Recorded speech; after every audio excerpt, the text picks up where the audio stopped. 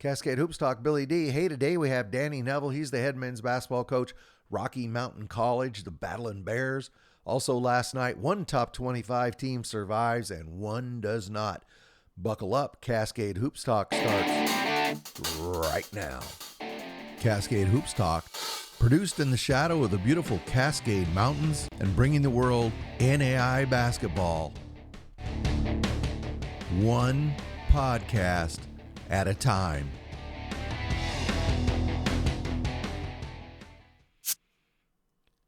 So last night, Ave Maria defeated Florida Memorial. Big game for Ave Maria. I'll show you in the standings in a minute. They controlled this game wire to wire. I got to tell you, Ave Maria is very senior. They're skilled. They don't make mistakes. I was really impressed with just how they dissected Florida Memorial last night. As I said, they beat them 96-74. They go to 22-2. In this game, Michael Kleekus, 26 points, 6 rebounds. Jalen White tossed in 20 points, and they're going to host Kaiser on Saturday, and that is a huge game. The standings did not update, but take my word for it, Ave Maria is now 11-1, one full game above Kaiser, and you can see that red line. Those teams above that red line get a bye in the first round of the Sun Conference playoffs.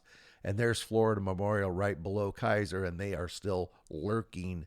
Let's look at what's happening Wednesday. Of course, that Saturday matchup with Ave Maria and Kaiser is going to be big, but Florida Memorial is going to be hosting Coastal Georgia, and Kaiser must host Weber, and St. Thomas will have Warner visit them on Wednesday. And so that'll set up that big game as these teams really try to settle in for who's going to finish in that top two. We'll know a lot more by the end of this week. In the Sooner Athletic Conference, Langston took a trip over to Wayland Baptist, and Wayland Baptist were rude hosts. They beat them 73-67 in overtime. This game was crazy. Langston went up 10 with, 11 minutes to go or something. And it's like they got a technical foul, and everything just started going against them. And Wayland Baptist took advantage of it. The crowd started getting into it, and Langston lost in overtime. Marcus Green, he had 22 points and 5 rebounds, and Jamari Lawrence, 22 points, 4 rebounds, and 5 assists. Langston is 19-5 now, and they have to travel to College of the Ozarks on Thursday. In the only other game last night in the Sooner, Central Christian beat Panhandle 53-44. That's a big game for Central Christian. They're battling for that final playoff spot. We'll show you the updated standings. Nelson's up a game on Langston, and just look at that gob of teams. I don't know how else to say it. It's just completely plugged up. And then, of course, Central Christian, College of the Ozarks, and Southwestern Christian, along with Science and Arts, are all battling for that final playoff spot. So let's look at, God, I got to stop doing that. Oh, my goodness. Yep, radio at its finest. So every game is important. Central Christian is battling for the final playoff spot. Nelson Mid-America Christian is trying to get into the top 4. Nelson is trying to win the conference. Southwestern Christian is battling for the final playoff spot. Science and Arts is battling for the final playoff spots. Texas Wesleyan is trying to win the conference. Wayland Baptist is trying to win the conference. Oklahoma City's trying to win the conference. Langston's trying to win the conference, and College of Ozarks is battling for that final playoff spot. Every game in the conference is critical and big. It's crazy. That's all I got to say. So Pikeville last night, they beat CIU. They had to go on the road. They survived 89-80. In this game, Bradley Bunch, he led the Pikeville Bears, 23 points, 9 rebounds, and Zion Blevins, 18 points, 7 rebounds. They go to 20-3. And they'll be at Bluefield on Wednesday. Also, that was just to update that in the standings, I didn't pull them up because it just moved Pikeville. Pikeville's going to win the AAC. I mean, you can mark it down. That just gave them another leg up. Now, if they lose the conference, I'll look like an idiot. But yesterday we talked to Danny Neville. As I said, he's head men's basketball coach, Rocky Mountain Battling Bears. Danny Neville's one of the first coaches I really got to know when I first started doing this podcast 7 years ago. He was one of the first coaches I reached out to. He was fairly new at Jamestown at the time. I got to know him. I also got to know their radio guy at the time, Steve Linsmeyer, who very good play-by-play guy, and he helped me a lot with how to work on a mic, how to do the do the podcast, and how to do the social media. I learned a lot from them. So I kind of got close with the Jamestown program. I got to know some of the parents in the program, and got to be friends with Danny Neville in the interim. He even came out to the West Coast and on a recruiting trip, and I went along with him. It was a lot of fun. He's just a regular guy. He's a great guy. He's a fun guy to interview. And if you ever get a chance to meet and know Danny Neville, take advantage of it. Anyway, let's listen to Danny Neville, head men's basketball coach, Rocky Mountain Battling Bears. Cascade Hoops Talk, Billy D. Hey, I got Danny Neville on the phone. He's the head men's basketball coach, Rocky Mountain Grizzlies. Battling Bears is what you call them, right? Yeah, the Battling Bears. Battling Bears. So it's your first season there. I know you've got you're 21-3, and we'll talk about that. But just generally, what has your acceptance been there at Rocky Mountain, and are you enjoying being there? Yeah, it's been a good ride so far. I mean, obviously, when you come with your family and stuff and move them completely out of where they're used to being, it's a challenge. But my wife loves her job, my kids love the school, they love the town, so it's been really good, and we have a great group of guys too. So it's easy to work, show up to work every day with, we got guys with good attitudes and that want to be coached. So it's been fun, but again, there's still a lot of season left, and we got to continue to get better. Yeah, one thing about this team that's really popped out at me, besides great coaching, why do you think you're so successful on the road in one of the toughest road conferences in the country? You're 10-0. Yeah, I mean, I think a lot of what you do during the season, or a lot of the teams that play really well at the end of the years, I think it's how your preseason is and how what kind of standard you hold, and obviously what kind of kids that you get. But I feel like our group is really bought into what we're doing, and they've really bought into the team thing. They're super close. Like, you get them on a bus and they won't shut up, and they're at the airport and all of them are sitting together. So it's more of that culture piece that they want to win. They want to be successful, and they know what it kind of takes to win on the road, and it's just toughness and not having excuses, not complaining about travel, not having all these built up excuses, just showing up, and hey, it's a basketball court, there's 2 10-foot hoops, there's 2 benches, there's 3 refs. I mean, it's you just show up and do the best you can. You've got to talk a little bit about Omari Nesbitt. I don't know what you feed this guy. He's shooting almost 45% from 3. I mean, I could walk through, or 37% from 3. I could just walk through the whole thing, but he's 17 points, 3 rebounds. He's there every night, playing almost 30 minutes a game for you.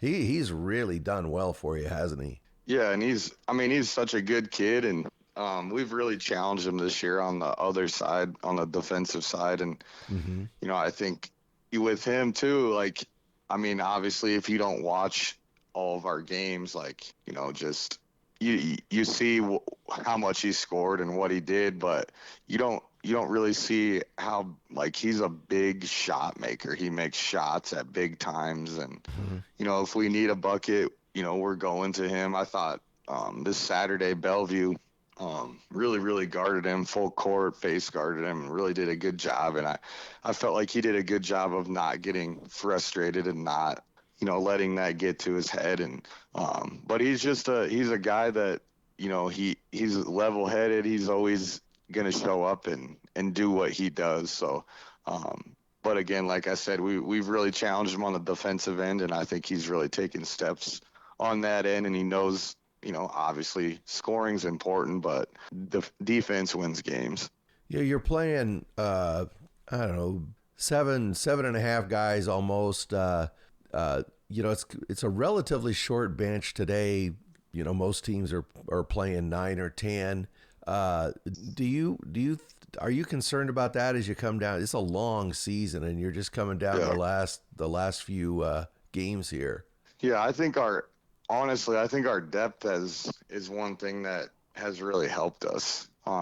Obviously, if Omari's playing well or Sherman's playing well or Royce is playing well, it's hard to take them out. But we have, guys that maybe don't get, enough minutes that they deserve, or they're really good players. But I mean, we've had multiple guys out different times, and just guys have just stepped up. So we do have good depth. And it's just this time of year, like when people are playing well, or you have your best players, and like every game matters now.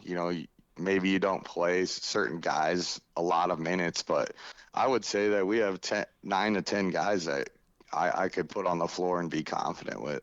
Yeah, I'm rethinking what I had. You do have, I think, 9 or 10 guys you play double-digit minutes. It's just those top few. Really jump out. And it's at hard you. too. Like Carter McCoy, like he's the glue to our team. He's not the biggest stat guy, but he makes winning plays. He has I've never one time this whole year seen him with a bad attitude. Like he's our best leader. And so, like, how do you take that guy out? Yeah. But then, again, the guy behind him is a really good player, too. So it's just that guy behind him has to accept that and be a good teammate and, not think about or complain about playing time, especially if we're trying to win games. Before we started, you and I were talking about Sherman Royal III. He came out of Lower Columbia. The team he played, this already, but the team he played on had Emmanuel Stewart, Kyle Grueller out of Montana Western, their 2 top scorers, Dakota Reber, second highest scorer at Oregon Tech, Ashton Harvey, Hustle Harvey, I call him. He's the starting center at Bush now. There's another guy too that's playing up. Pollard. Pollard is playing up in Lethbridge. He's their leading scorer up there in Canada. That team was just, loaded with stars. Talk about Sherman Royal and his game. Yeah, I mean, he's the kind of guy, he's just a hustle guy. Like obviously he's got a great mid-range. He can shoot it. He really, like, makes us, spread the court. I feel like sometimes it's hard for opposing bigs to guard him, especially off the bounce. But I think one thing about him is his toughness. Like, it was in preseason and he dove after a ball and some guy landed on top of his head and he broke his nose and he popped his front teeth out. No. And he got right back up and he kept playing. And Jeez. He kind of after the game, after that whatever couple possessions, he steps out and he had to get surgery on his nose and basically surgery on his teeth. So he's a tough kid and obviously helps us tremendously on the offensive end and defensively he's gotten a lot better this year and he's been a big part of our success. Well, that's your kind of guy. I mean, there's tough basketball players and there's Neville tough basketball players. You're always known for putting together a really tough team. How do you accomplish that? Yeah, I think it's just challenging them and I've had a lot of teams where we weren't, necessarily the most talented or athletic but I just always feel like that part of it, that piece of it, just is a huge advantage. And a lot of that is like, you gotta prove and you gotta, show the guys that really, really helps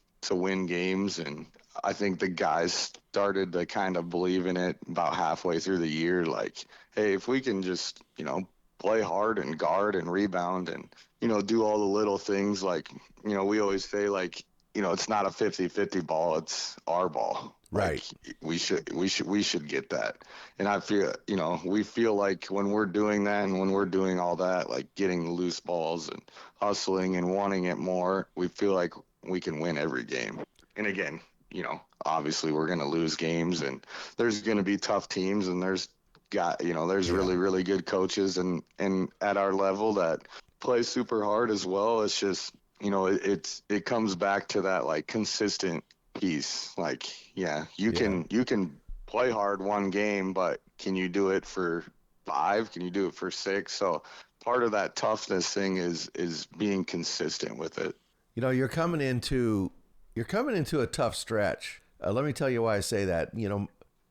Montana Northern is good, and the guys from Havre talk about tough. Historically, that's a really tough program. The guys from Havre always come with an attitude. Providence has struggled, but they're coming to Billings, and then you got to go out to North Dakota and play Valley City.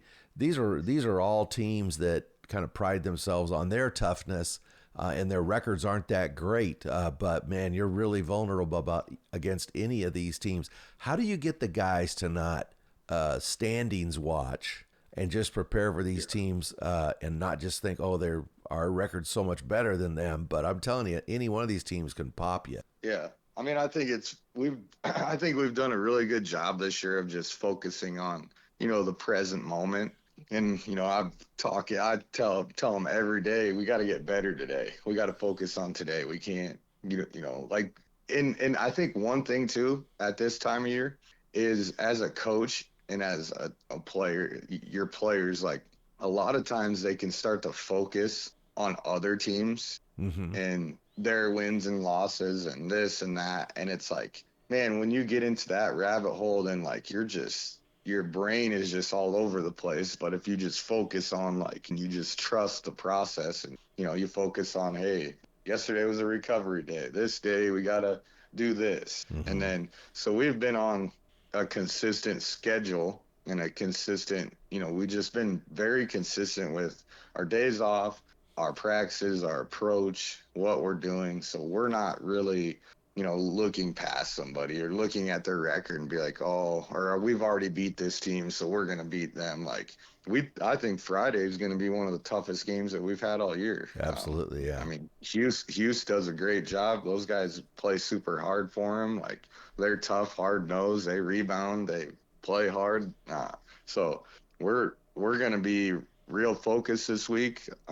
And we're going to be, we're going to be ready. We're going to be ready for the challenge on Friday. And then obviously we're a Friday, Saturday league. So we got to bounce back, win or loss on Mm-hmm. Friday and show up Saturday. And again, I think, Saturdays too, like when you go back to back Saturday, you don't have a lot of prep time for people. Mm-hmm. So that's a toughness game. Hey, we're pretty even. We played each other once, but at the same time, you don't get to prep for them. You don't get to do certain things that you would if you had 2 or 3 days to prepare for them. So we're definitely, and I feel like our team, knock on wood, I feel like our team has done a good job of not necessarily overlooking or, like it's not like, hey, we're going to get up for this game against whoever it is, but Mm-hmm. this game, we'll just be fine. Like I feel like our guys have done a consistently good job of just prepping for everybody the same exact way. You mentioned the Friday, Saturday. I wanted to ask you about that. It's a little bit different. Only a couple of conferences in the country do it. Plus, you have just extended travel in the frontier. Talk about the Friday, Saturday games, the adjustments you've had to make, and then how have you adjusted to the travel? Obviously, you've been successful at it, but what adjustments did you have to make? I mean, obviously it's tough going on the road. It's tough. You think about this trip we flew from Billings to Sioux Falls, drove to Madison, played, drove that night, stayed in Omaha. The next day, played, stayed in Omaha, flew out, got back to Billings last night at about 9:30 p.m. Oh my gosh! And so like, but again, like the thing about that though is so does Montana Western, so does Montana Tech, so does Carroll, so does Providence, so does like Right. Think about Bellevue in our league. They're flying everywhere. They're traveling tremendous distance Right. every trip. And so like our guys, you know, I did this at last school I was at too, and we have like a no complaining rule on the roads. And so our guys kind of, you know, joke about it, like, oh, they'll be like, oh, no complaint, oh, no, like, so they kind of make a joke about it, but I like it because they're aware of it, you know, like everyone knows, like, you know, if we have to get home at, you know, get to Omaha at 1 a.m. and have to play the next day, I mean, you can use it as an excuse and a built-up excuse, or you can say, hey, everybody else in the league is doing the same thing, so we don't have an excuse. So the travels, I mean, obviously it wears on you by the end of the year, but at the same time, we get to coach basketball, we get to play really good teams. Like this past weekend, like we traveled a lot, but we got to play two really good teams, and I mean they were both battles, and it was a fun environments both times, and you know we're just happy to continue to compete and try to do the best that we can. Well, you know, there's another side to that. I've said this a couple of times that whoever comes out of the Frontier is going to have a real leg up in the national tournament because you've already dealt with all the travel, all the airplane trips. You've already dealt with the back-to-backs and playing so many different styles. There's so many different styles in that conference. I think it's going to be a real advantage for the conference come national tournament time. Oh, for sure. Especially, I mean, you think about the teams that have to travel because a lot of times, like when I was at Jamestown, like we played in Helena for the opening round. Mm-hmm. Well, we drove from Jamestown to Montana, and that was a lot of hours. And then we go from Helena, we win that region, we come back to Jamestown, and then we go Jamestown, and we're not flying, we're driving a charter to Kansas City. Yeah. And so a lot of times, like, you know, if we're kind of doing that all year. So like you said, when it comes down to that, and hopefully we're lucky enough to get to experience any of those. Right. I mean, I think it's a blessing to make any national tournament, and a real blessing to get to Kansas City. So if we had those opportunities, it'd be unbelievable. But hey, we'll travel anywhere. We're going all over the place, so we'll go anywhere as long as we're playing at that time of year. Yeah, absolutely. You know, Danny, I know that you're on the road all the time. You just got home. You're a busy guy. I appreciate you giving me a couple minutes here this morning. Yeah, appreciate you having me. I feel like we've known each other for so long. I don't know if I don't know if you got any other coaches that you've went on to a recruiting trip with, but hey, I'm going to see him. I'm going to see him again Tuesday night. For sure. Yeah, he's over at Southern Oregon now, and you know, he's doing okay. He's getting some minutes, but he always runs over and tells me hello. Yeah, he's a good kid. So yeah, that was a cool experience. Yeah, it was a lot of fun. Yeah, too bad we couldn't do that more often. It's kind of hard for you to go to Oregon or Washington and recruit, but that was a fun 100%. Trip. I agree. Yep. Well, Danny, I wish you a lot of luck as you move forward here. Thanks a lot. That's Danny Neville. Yep. He's head men's basketball coach, Rocky Mountain, the Battling Bears. Thank you, Danny. Thank you. Hey, thanks a lot to Danny Neville and to Rocky Mountain College. As I said, Danny Neville's a friend of mine. I always enjoy talking to him, and man, he has those Battling Bears playing some good basketball. Okay, so real quick, the top 25 is going to be released on Wednesday. That's the next to last one. The RPI came out this morning on the 9th. Just keep those dates. The links for those are always in the bottom of the description. And there will not be a show tomorrow. I'm traveling all day tomorrow for basketball. And then I wanted to remind you, the show will be back again on Thursday and then Friday. And then I want to remind you that I will be covering College of Idaho and Eastern Oregon as they travel what we call out here in the Valley. That's the trip to Corbin and Bushnell. We're just going to camp out at Bushnell because both teams have to come through there. There are there's 5 teams that are within one game of first place in the Cascade. And College of Idaho and Eastern Oregon are 2 of those teams. So we're going to cover them at Bushnell, which should be very, very competitive games. We'll bring you game video and post-game interviews. Looking forward to seeing all those teams there together this coming weekend. So look for that on the X and on the YouTube.